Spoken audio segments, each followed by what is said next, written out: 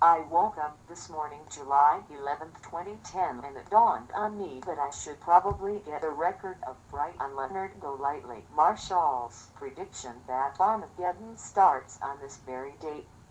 I have a funny feeling that Armageddon will not happen today. Which leads me to believe that Mr. Marshall will then need to explain why he, the self-proclaimed God, was wrong. Eventually he might even have his video series of Armageddon predictions mysteriously removed from his YouTube site. This is not to be confused with my goal of having his account deleted for telling his followers to kill people. If he indeed is God, then all of his predictions will have to happen. If his predictions do not happen, his followers must realize that he is a fraud. At this point I am 100% willing to risk my soul that Mr. Marshall is not Jesus, Yahweh, God, or whatever name you want to use for the Creator. This video is a message to his followers. When his prediction does not come to pass, you shall know that he is nothing more than a deceiver. If he is God, then he cannot be wrong about any of his predictions. Do not buy into his lies when he tries to explain why he was dead wrong. He may say that he has postponed it because of this or that reason. He may say he wants to give the people more time to accept him as God. No matter what he says, it does not matter. His prediction must happen as he says and when he says it will happen, or else he is revealed as a fake, a liar, a fraud, and he is keeping you from the true God.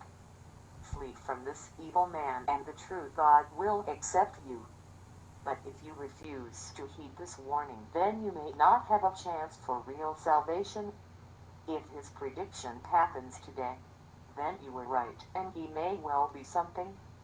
But if you are watching this after today, July 11th, 2010, the date of his prediction, and his predictions were only empty thoughts from his own head, then reevaluate your belief in this man.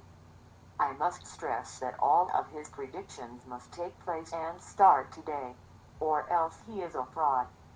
Even if there is a major earthquake somewhere in the world on this very day, if it is not in the exact regions he claims they will be, then he was wrong. There is no way to explain his way out of being wrong. For how could God be wrong? How could God lie? Matthew 24:5 For many shall come in my name, saying, I am Christ, and shall deceive many. Matthew 24 minutes and 23 seconds Then if anyone says to you, Behold, here is the Christ, but if he is, do not believe him. Matthew 24 minutes and 26 seconds So if they say to you, Behold, he is in the wilderness, do not go out. Or, Behold, he is in the inner rooms, do not believe them. Acts 1:9-11 And after he had said these things, he was lifted up while they were looking on, and a cloud received him out of their sight. And as they were gazing intently into the sky while he was going, behold, two men in white clothing stood beside them. They also said, Men of Galilee, why do you stand looking into the sky? This Jesus, who has been taken up from you into heaven, will come in just the same way as you have watched him go into heaven. So if Jesus is the real true Son of God, this scripture says he will not be born again in this world. He will return having already been born. Deuteronomy 18:20 But the prophet, which shall presume to speak the word in my name, which I have not commanded him to speak, or that shall speak in the name of other gods, even that prophet shall die. From the letter that Brian and I put together today, that has gone out now to 9 million recipients. It's an announcement. Operation Deep Sleep. It's a notice. Notice that Armageddon has been moved forward from 717 to 711.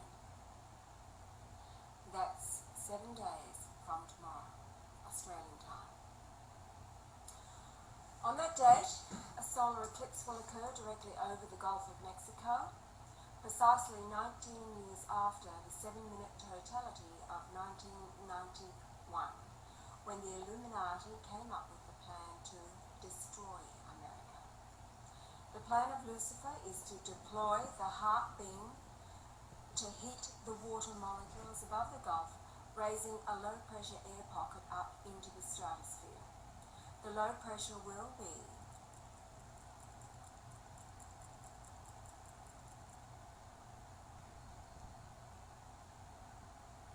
a sign that they will cause a quake intended to target the seabed under the Deepwater Horizon spill.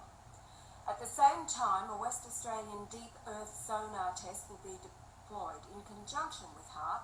This will cause a giant quake, similar to the quake caused by the Illuminati-owned company that deployed the sonar activity during the days leading up to the Haiti quake.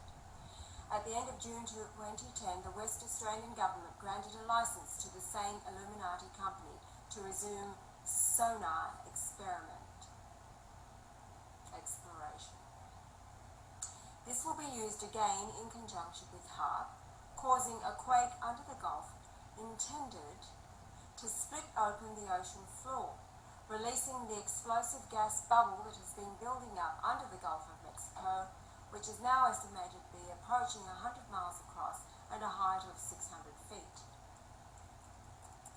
This intended quake will split the sea floor, releasing the 100,000 pounds pressure per square inch, causing a massive effervescence and cavitation of the sea water. The enormous amount of gas venting into the sea will raise to the surface over the area estimated to be 30 miles wide, creating a gas cloud that will rise to the atmosphere, where the gas will combine with the air. Then the oxygen gas mix will be ignited by the burn-off, causing a gigantic blast resulting in a shockwave of unimaginable velocity. It is timed to occur between the late evening of the 11th and the early morning of the 12th. The target detonation is 4:17 a.m. This is planned to occur where most people will be asleep in the region. Operation Deep Sleep is aimed at creating a gas explosion that will have appeared to be an act of God. The Bible prophecies have been manipulated to appear to be the work of angels, when in fact it is the demonic influence upon men in positions of authority. They intend to cause the vast explosion, thousands of times more powerful than the world's largest hydrogen bomb. The blast is also intended to cause a tsunami wave that will wipe out the region for hundreds of miles inland, followed by release of deadly gas. Prior to the detonation, chemtrails will be dumped over the target's area during the morning of the 12th of July 2010. Aircraft will fly over the cities and towns to spray chemtrails, to disable the sleeping masses. Not to cause death, but to disable the people so that they will be awake, yet helpless to move, unable to escape from burning homes that are demolished or still standing. All UN vehicles will have been either abandoned or pulled back along with the armed forces, militia, and then after the carnage will be deployed to gather the dead, taking the bodies in the FEMA coffins to trains where they will be shipped intact to FEMA camps